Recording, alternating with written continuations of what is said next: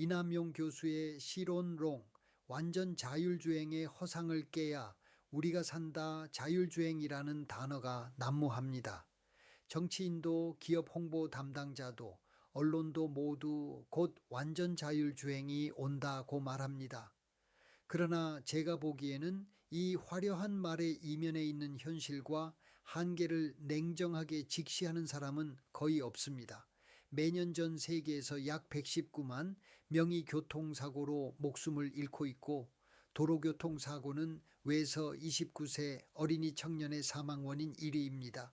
한국도 예외가 아니라서 2022년 한 해에만 2,735명이 도로에서 숨졌고, 인구 10만 명당 사망자는 5.3명이며 그중 약 35%가 보행자입니다.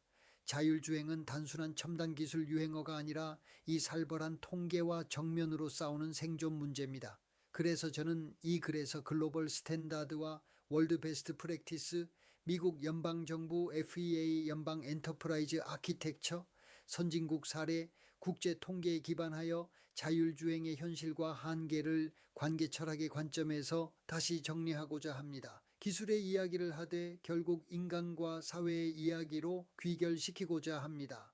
먼저 자율주행 논의를 시작하려면 레벨의 개념부터 바로잡아야 합니다. 국제적으로는 AAE 미 자동차 기술 자협회의 0부터 5단계 체계가 표준입니다. 0단계는 단순 경고, 1, 2단계는 운전자를 보조하는 부분 자동화, 3단계는 특정 조건에서 시스템이 주도하고 사람이 백업을 맡는 조건부 자동화, 4단계는 정해진 영역에서 사실상의 완전 자율주행, 5단계는 어디서나 언제나 운전대가 필요 없는 완전 자동화를 의미합니다. 문제는 많은 기업과 언론이 이 구분을 의도적으로 흐려왔다는 점입니다. 테슬라의 풀 셀프 드라이빙 슈퍼바이즈드는 이름만 보면 4, 5단계 같지만 테슬라 스스로 능동적인 운전자 감독이 필요하고 차량을 자율주행차로 만들지 않는다고 법적 문서에 명시합니다. 국제 기준으로 보면 여전히 2단계 고급 운전자 보조에 불과합니다. 반면 메르세데스 벤츠의 드라이브 파일럿은 독일 연방교통청으로부터 세계 최초로 시속 95km까지 3단계 조건부 자동화 인증을 받았지만 독일 고속도로의 특정 차선, 특정 기상 및 교통 조건에서만 작동하고 그 밖에서는 운전자가 즉시 개입할 준비를 해야 합니다. 현대자동차도 서울 강남 판교 등 제한된 구역에서 레벨 4 아이오닉 5 로보택시를 시범 운행하고 있지만 이것 또한 지정구역, 지정조건이라는 경계를 벗어나지 못합니다. 정리하면 2025년 현재 전 세계 어디에도 일반 소비자가 어디서나 언제나 어떤 날씨에도 눈 감고 탈 수 있는 5단계 승용차는 존재하지 않습니다. 지금 도로를 달리는 것은 자율주행차가 아니라 잘 만든 운전자 보조 시스템을 가진 자동차일 뿐입니다. 많은 사람은 이 지점에서 조금만 기다리면 곧 해결된다고 말합니다.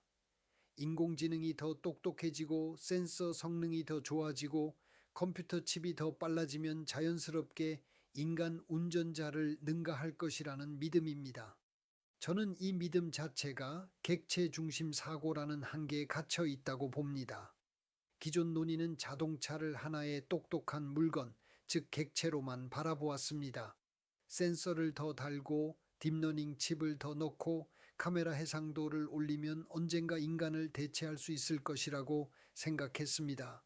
그러나 현대 문명의 핵심은 객체가 아니라 관계입니다. 도로, 신호체계, 통신망, 다른 차량, 보행자, 보험, 법제도, 데이터 거버넌스, 도시 설계가 서로 어떻게 연결되고 조율되느냐가 안전을 결정합니다.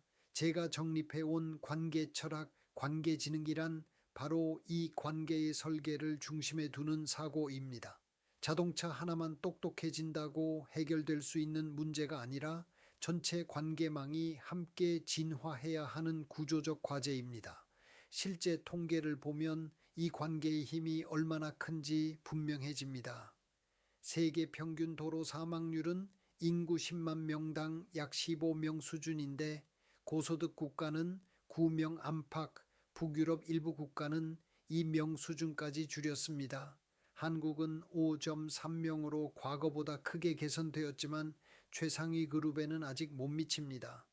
이 차이는 자율주 행차가 있어서가 아니라 속도 규제, 음주운전 단속, 보행자 중심 도시 계획, 안전한 인프라, 데이터 기반 정책, 교통 문화와 교육 등 관계 요소의 차이에서 나옵니다. 다시 말해 자율주행 알고리즘보다 도로라는 사회적 관계망을 어떻게 설계했느냐가 사망률을 결정합니다.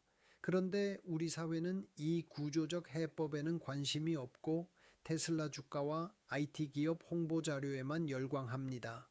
이것이 바로 객체 중심 신화에 빠진 사회의 전형적인 모습입니다. 관계 철학의 관점에서 보면 자율주행차는 센서와 인공지능으로만 이루어진 기계가 아니라 움직이는 관계 노드입니다.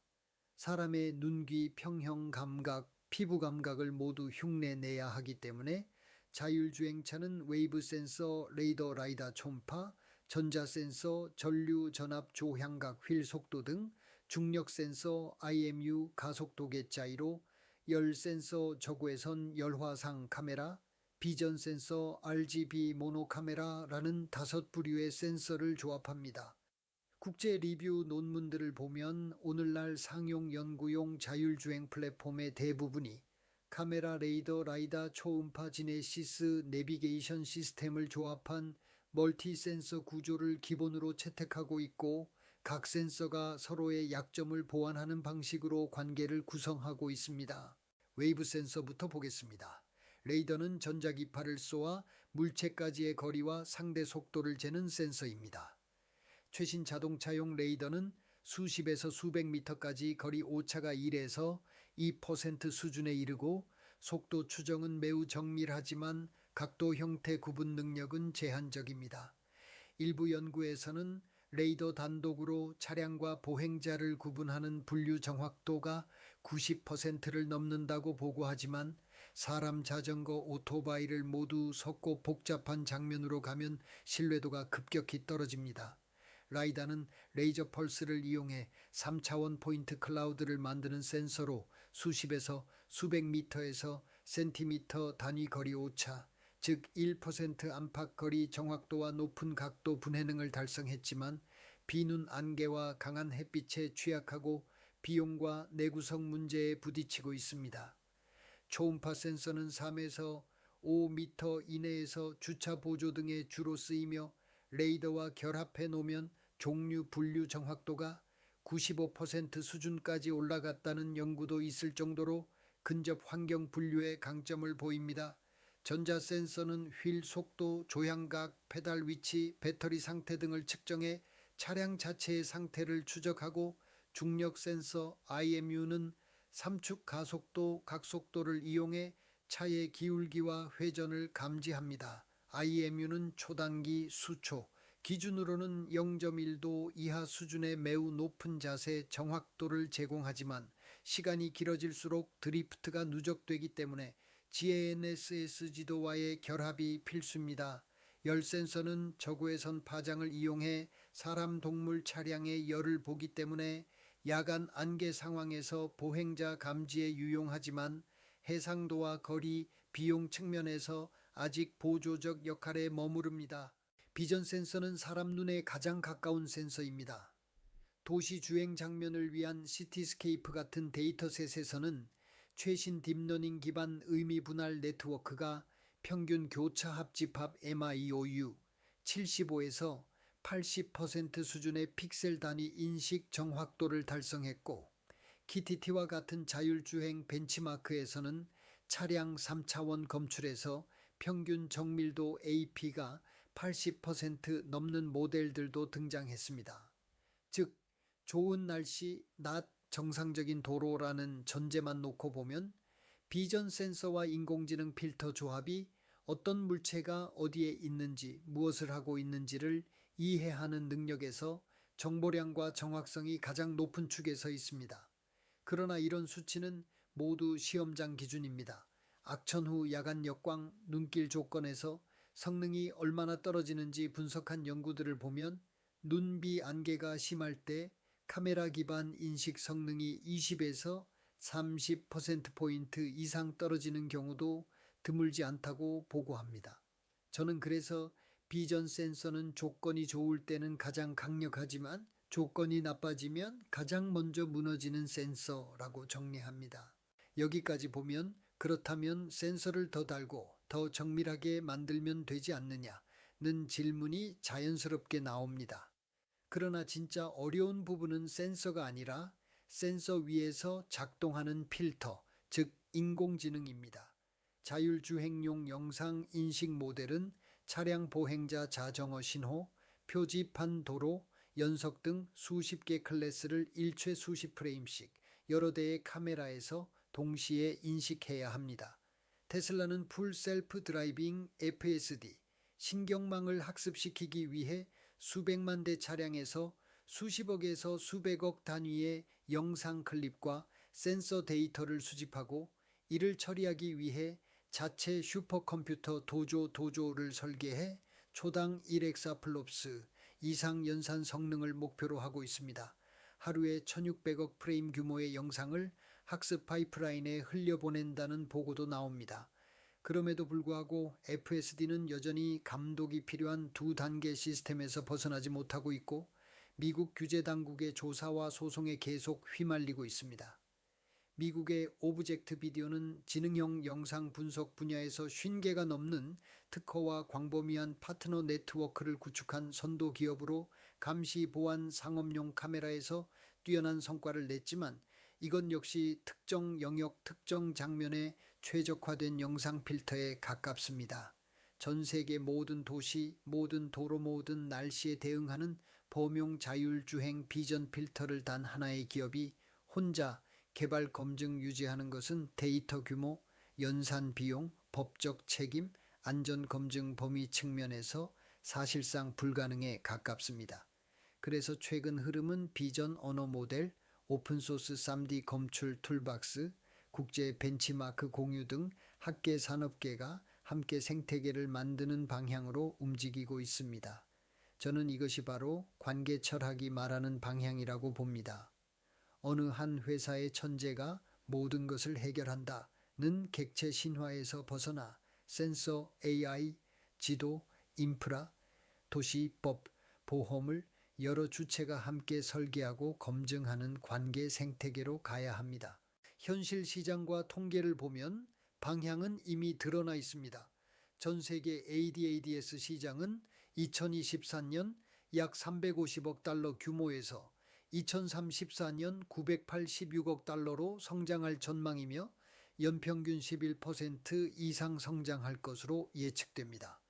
글로벌 자율주행차 전체 시장은 2024년 약 680억 달러에서 2030년 2143억 달러 수준으로 커질 것으로 보이고 연평균 성장률은 20% 안팎으로 추정됩니다. 그러나 이 매출의 대부분은 레벨 4 로보택시, 제한구역 물류, 고급 ADAS에서 발생할 것이라는 전망이 우세합니다. 즉 개인이 소유한 레벨 5 승용차가 세계를 지배하는 그림이 아니라 도시 서비스 데이터와 잘 연결된 모빌리티 네트워크가 주인공이 되는 구조입니다. 중국의 바이두 에이폴로고 로보택시는 이미 전 세계 16개 도시에서 1000대 이상의 완전 무인 차량을 운영하며 누적 운행 횟수 1700만 회 이상을 기록하고 있습니다. 이들은 전국 어디서나 5단계를 약속하지 않습니다.